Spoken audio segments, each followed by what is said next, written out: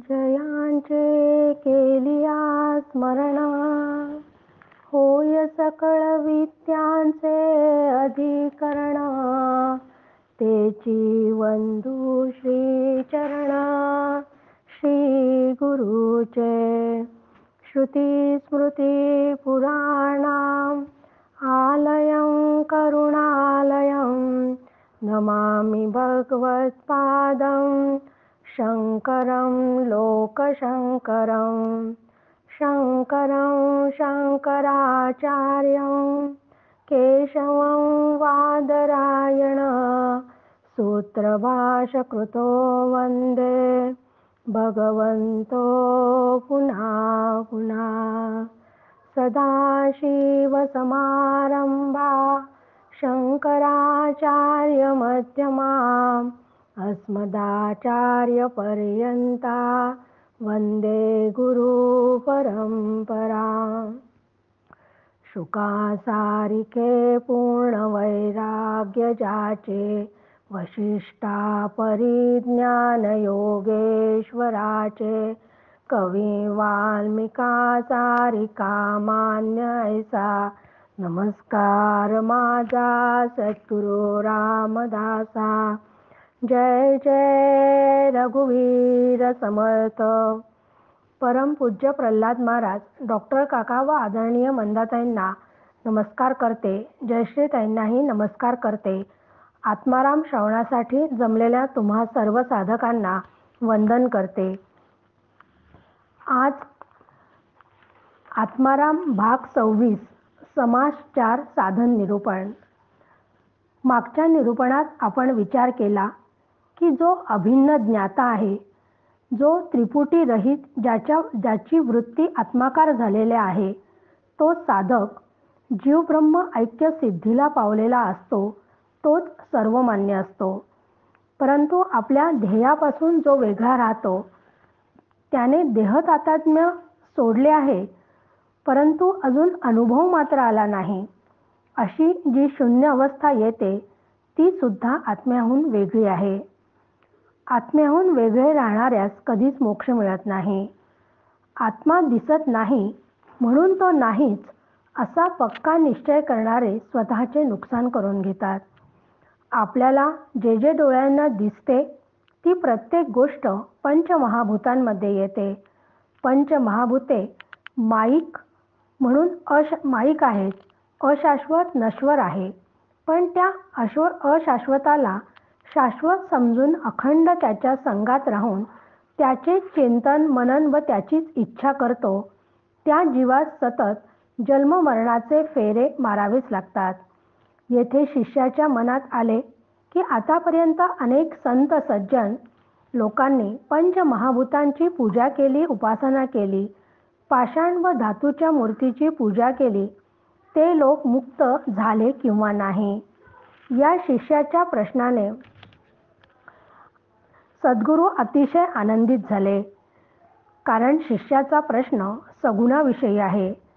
शिष्य आता सगुणापासून निर्गुणापर्यंत नक्की जाईल, त्याला निर्गुणाचा अनुभव येईल, म्हणून सद्गुरू आनंदित झाले. सद्गुरू अंतर्ज्ञानी आहेत.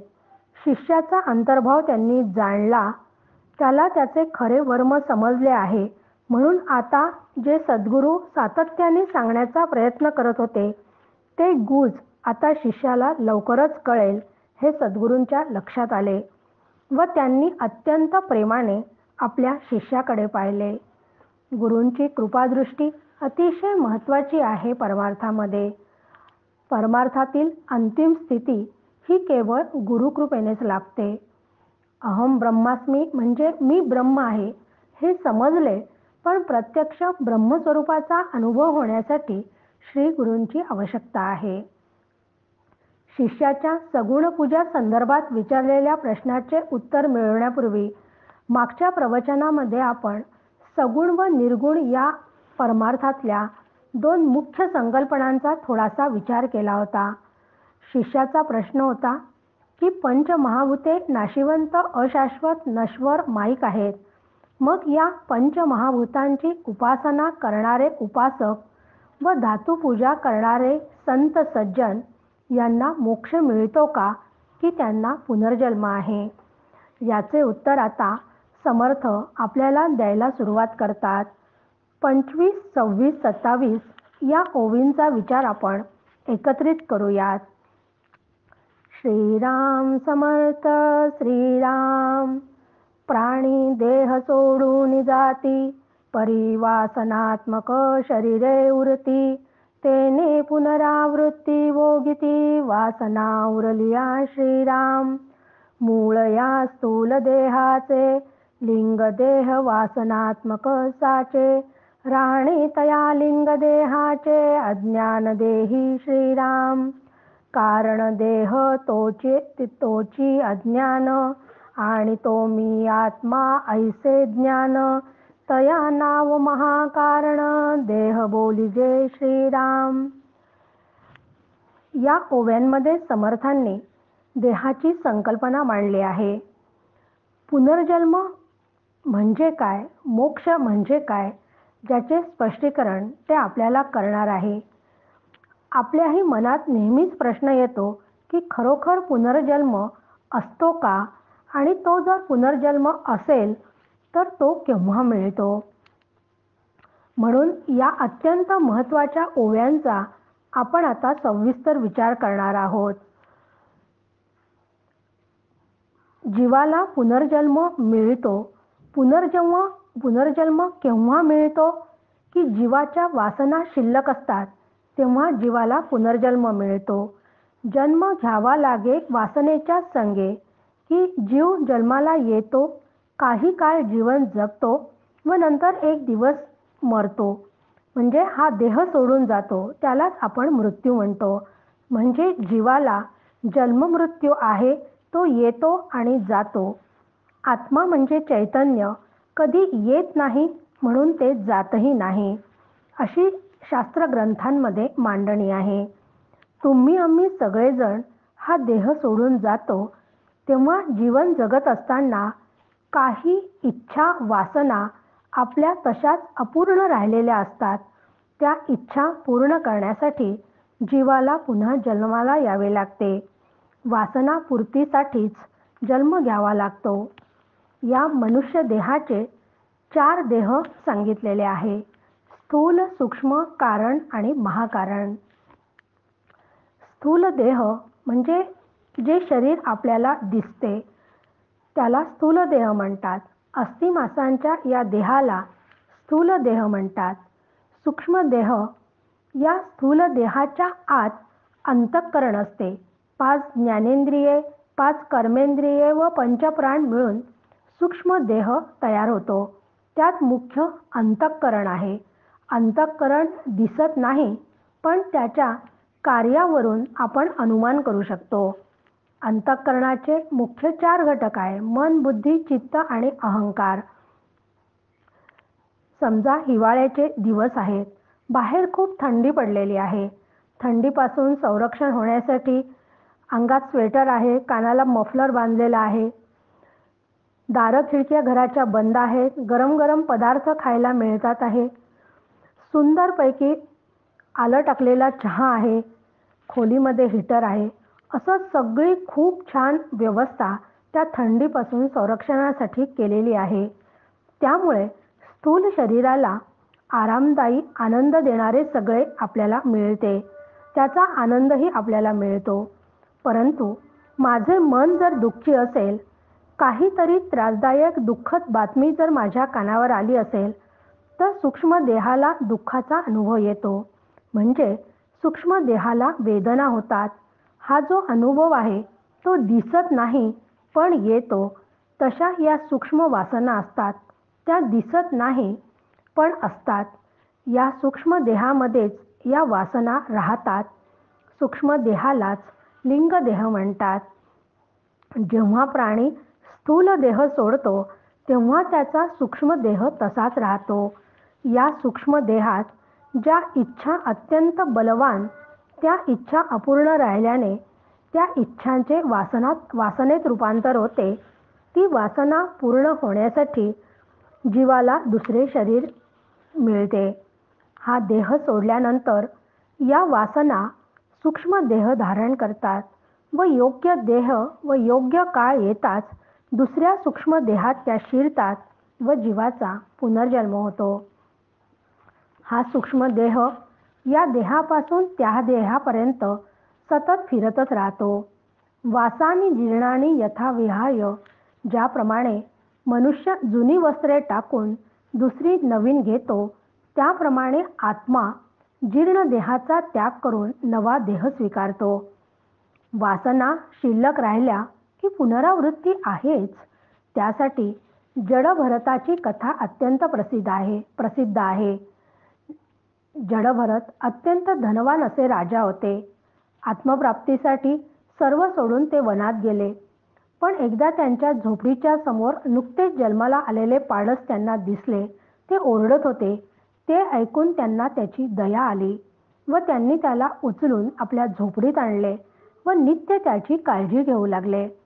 त्याचा परिणाम असा झाला की ते त्या हरणाच्या पाडसावर आसक्त झाले व अंतिम समयी याचा सांभाळ कोण करणार अशी इच्छा मनात निर्माण झाली आणि त्यातच त्यांचा मृत्यू झाला. म्हणजे शेवटच्या क्षणी त्यांच्या मनामध्ये इच्छा निर्माण झाली आणि त्या इच्छेमुळे त्यांना पुढे 3 जन्म घ्यावे लागले मुक्तीसाठी. मग आपल्या तर आयुष्यात कितीतरी इच्छा, रोज अनेक प्रकारच्या इच्छा आपण करत असतो. परदेशात जायचे आहे, या घरापेक्षा माझा आता जर फ्लॅट असेल तर या फ्लॅटपेक्षा मोठं सेपरेट घर आपण बांधूया अशी इच्छा असते. मी स्वतःच्या लग्नात पैठणी घेतली नसेल तर आता मुलाच्या लग्नात मी पैठणी घेईल अशी इच्छा असते. म्हणजे अशा इच्छा आपल्या अनेक आणि रोज कितीतरी होत असतात आपल्याला इच्छा. एवढेच काय, पण माझ्या जर एखादी इच्छा आपल्याला असं वाटलं की ही या जन्मात पूर्ण होणार नाही, तर आपण म्हणतो माझी इच्छा पुढच्याच जन्मात पूर्ण होणार आहे असं दिसते. म्हणजे पुढच्या जन्माची सोय आपणच करून ठेवतो. सतत हे हवे ते हवे या इच्छा कधी संपतच नाही व अजून नवीन नवीन इच्छा जर माझ्या मनात सतत असतील तर आपल्याला तर किती जन्म घ्यावे लागतील हो, याचा ज्याचा त्यांनीच विचार करावा. एकदा गमतीने आदरणीय मंदाताई म्हणाल्या की माणसाच्या इच्छा इतक्या जबरदस्त असतात आणि त्या ईश्वराला पूर्णही करायच्या असतात. एकदा एका माणसाला, तो अतिशय गरीब होता, त्यामुळे त्याला नेहमी असं वाटायचे की मी 4 चाकी गाडीतून फिरावे. ही त्याची इच्छा त्या जन्मात तर काही पूर्ण झाली नाही, पण दुसऱ्या जन्मात मनुष्य देह प्राप्त होऊन 4 चाकीत फिरता येईल एवढेही पुण्य त्याच्याजवळ नव्हते. पण त्याची इच्छा तर ईश्वराला पूर्ण करायची.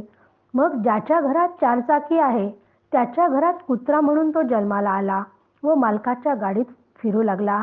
इतका जबरदस्त प्रभाव वासनेचा आहे. म्हणूनच कमीत कमी इच्छा असाव्यात. मूळ या स्थूल देहाचे, लिंग देह वासनात्मक साचे, की या स्थूल देहाचे मूळ वासनेत आहे.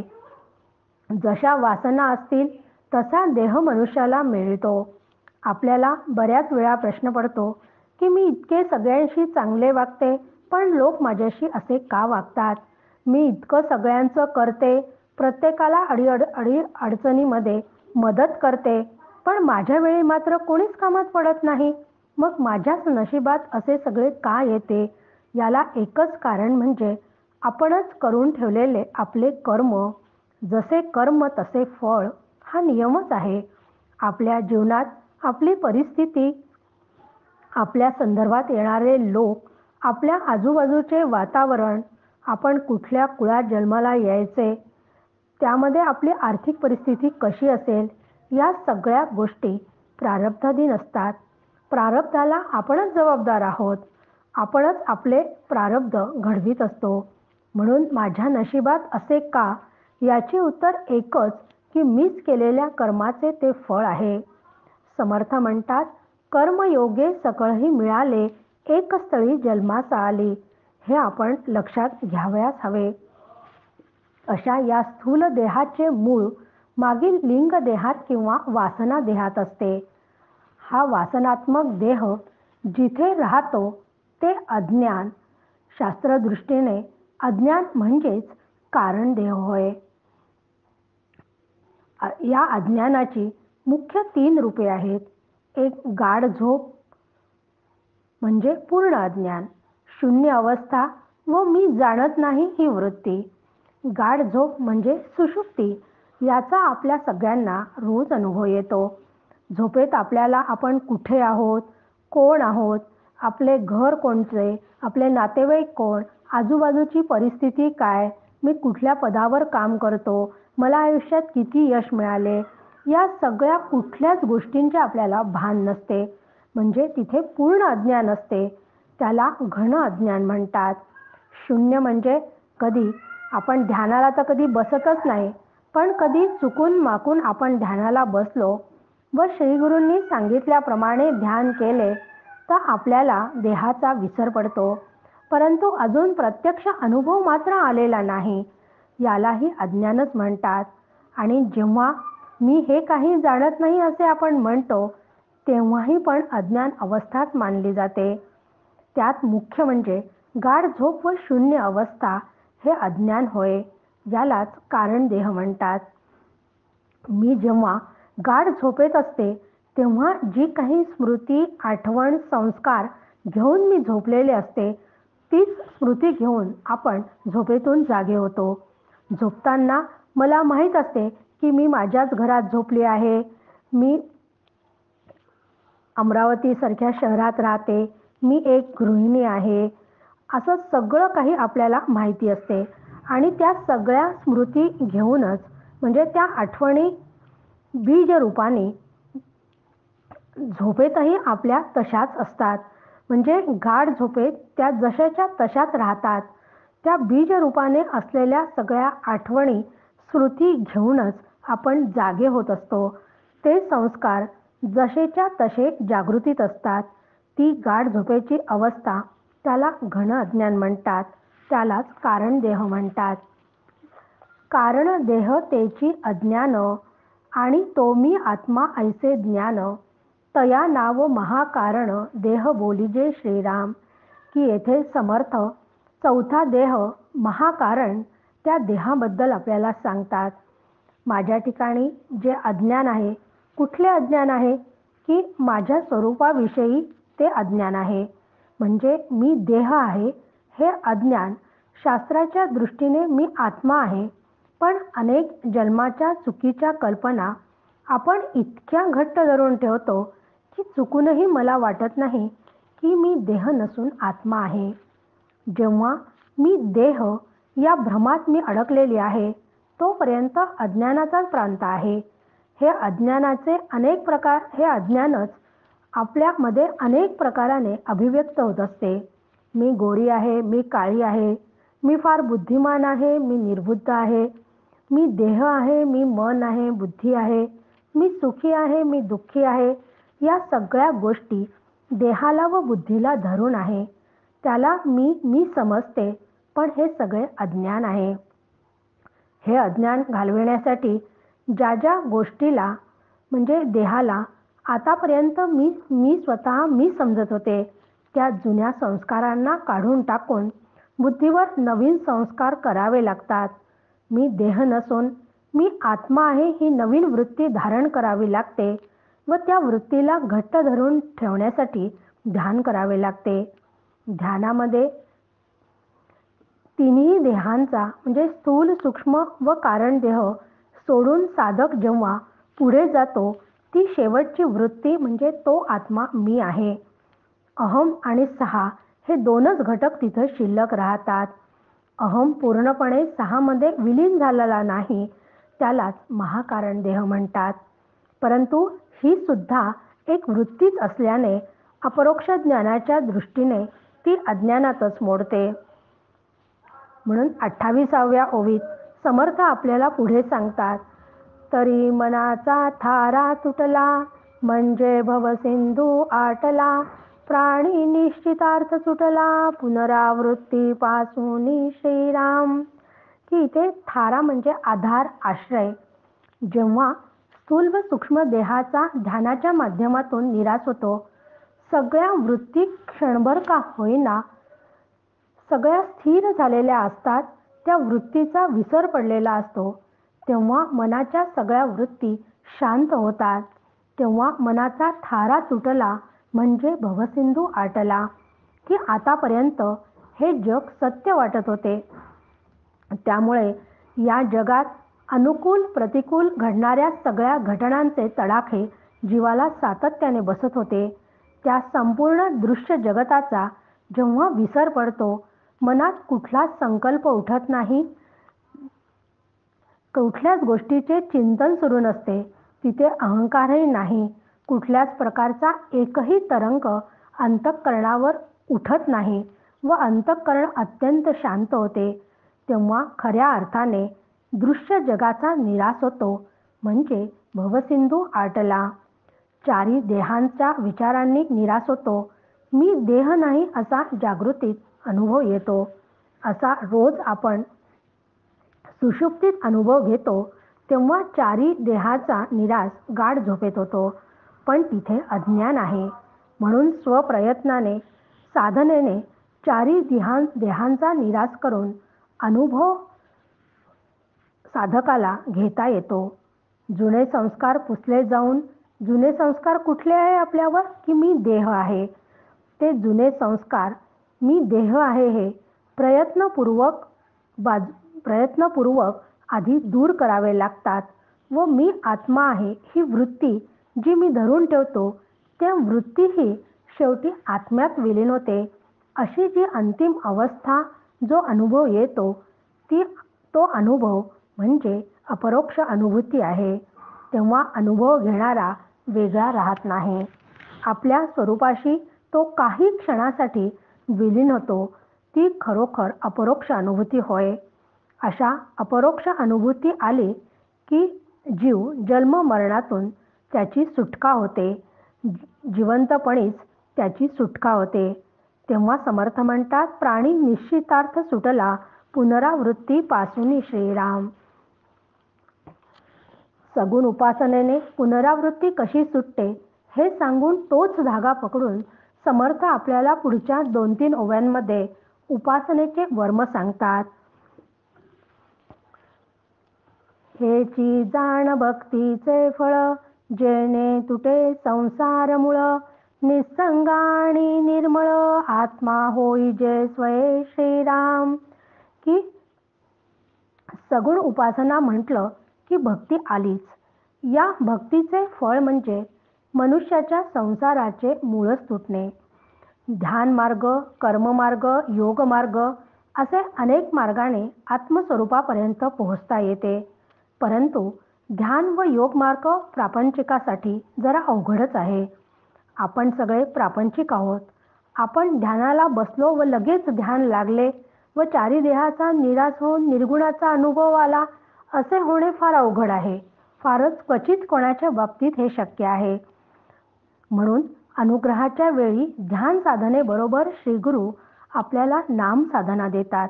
नामाच्या माध्यमातून सातत्याने जेव्हा भक्त भगवंताचे नाम घेतो, तेव्हा सततच्या या नामाचा परिणाम म्हणून भक्ताचे अंतःकरण अत्यंत शांत व शुद्ध होते व मग ध्यानाच्या साह्याने देहाचा निराश करणे साधकाला सोपे जाते. साधकाला आत्मानुभूती येण्यासाठी नाम हे अत्यंत पूरक सहाय्यक अशी साधना आहे. या नाम साधनेची साधकाला अत्यंत आवश्यकता आहे. नाम साधनेच्या माध्यमातून भक्त ज्याचे नाम घेतो त्या भगवंताशी तो एकरूप होतो, हेच भक्तीचे फळ आहे. असे भगवंताशी एकरूप झाले की संसाराचे मूळ तुटते आणि संसाराचे मूळ तुटले की निस्संग आणि निर्मळ आत्मा होई जे स्वये, असं समर्थ म्हणतात. कुठल्याही गोष्टीचा संग नाही, 3 गुण नाही, अवस्था नाही, देह नाही इत्यादीचा कुठलाच मळ नसलेला, देह नाही म्हणजे देह तादात्म्य नाही इत्यादी कुठल्याच गोष्टींचा मळ नसलेला, संसाराचा स्पर्श नसलेला आत्मा मी आहे असा अनुभव येतो. आता मी रश्मी आहे व अनुभव आले की मी आत्मा होते असं काही नसते बरं. प्रत्यक्षात असं काहीच घडत नसते, होतही नसते. मी जी रश्मी आहे जशीच्या तशीच असते. म्हणजे आपले दैनंदिन व्यवहार पण जसेच्या तसेच सगळे सुरू असतात. पण आतापर्यंत माझ्या ठिकाणी अज्ञानाने स्वरूपाचे विस्मरण झाले होते. परंतु भक्तिमार्गाने गेल्यावर मला माझ्या स्वरूपाचे स्मरण झाले की त्यालाच मी आत्मा आहे असा अनुभव आला आहे असं म्हणतात. मुळात आत्मा नित्य आहेच. त्याला कुठून बाहेरून आणावे लागत नाही. फक्त आतापर्यंत अज्ञानाचे त्यावर आवरण होते, ते आवरण साधनेने दूर केले.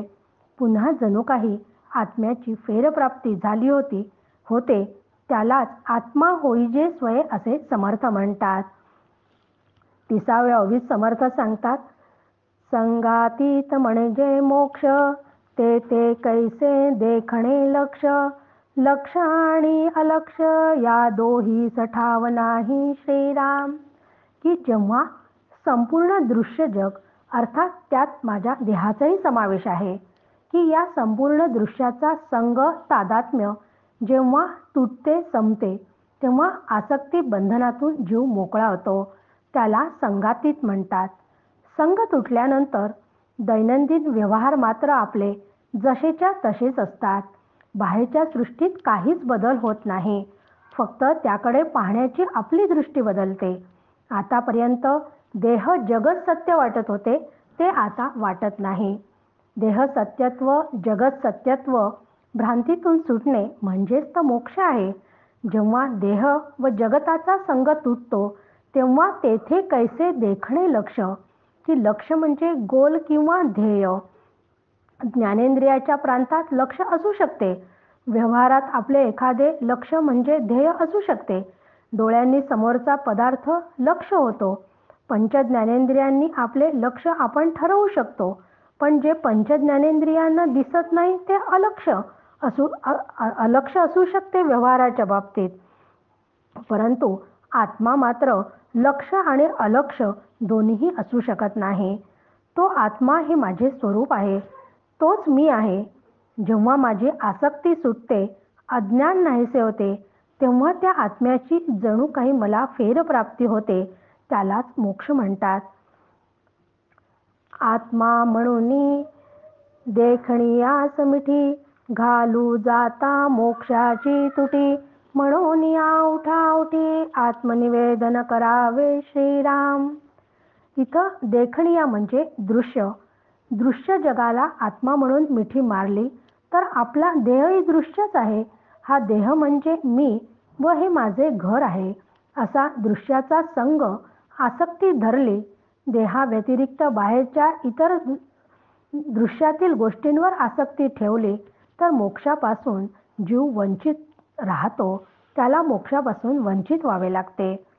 म्हणून या उठाउठी आत्मनिवेदन करावे. उठाउठी म्हणजे त्वरित, घाई करा. एकदा मी मैत्रिणींसमोर गप्पा मारत बसली होती आणि अचानक मला एका कामाची माझ्या आठवण झाली आणि मी मैत्रिणीला म्हणाले की अगो लवकर उठ, आपल्याला बाहेर जायचे आहे. म्हणजे आपल्याला जर काही घाई असली तर आपण किती पटकन म्हणतो ना की लवकर लवकर घाई करतो, लवकर लवकर चल असं म्हणतो. समर्थही इथं तेच सांगतात आहे की आत्मनिवेदन साध्य करण्यासाठी घाई करा. जीवभावाचा आत्म्यात लय करणे म्हणजे आत्मनिवेदन. जीव ब्रह्म ऐक्य म्हणजे आत्मनिवेदन. याची जीवाने घाईच केली पाहिजे. कारण हा मनुष्य देह आपल्याला फार पुण्याईने मिळतो. तो पुन्हा या जन्मानंतर मनुष्य देह केव्हा मिळेल हे सांगता येत नाही. म्हणून समर्थ इथे आत्मनिवेदनाची घाई करा असे सांगतात. यासाठी जड, चंचल व निश्चळ गोष्टींचा क्रमाक्रमाने त्याग करावा लागतो. नाशिवंत सर्व टाकून आत्मनिवेदन पूर्ण करावे म्हणजे अद्वैताचा अनुभव येतो. मी आणि आत्मा एकच आहे असा अनुभव आला की आत्मनिवेदन पूर्ण होते. असा हा अनुभव म्हणजेच अद्वैताचा अनुभव. प्राप्त झाले अद्वैत ज्ञान, अभिन्नपणे ते विज्ञान, तेची जाण आत्मनिवेदन, जेथे मी तू पण नाही श्रीराम. की हा जो अद्वैताचा अनुभव आला आहे त्या अनुभवाने काय प्राप्त झाले? तर अनुभवाने मला अद्वैत ज्ञान प्राप्त झाले. प्राप्त झाले अद्वैत ज्ञान की ज्या सगुण मूर्तीची पूजा उपासना केली त्याचे नाम घेतले, त्याचे फळ म्हणून स्वरूपाने तो व मी एकच आहोत हे आत्मज्ञान प्राप्त झाले. ही आत्मानुभूती ध्यानाच्या अनुभवाच्या वेळी येते, ती अगदी क्षणिक असते.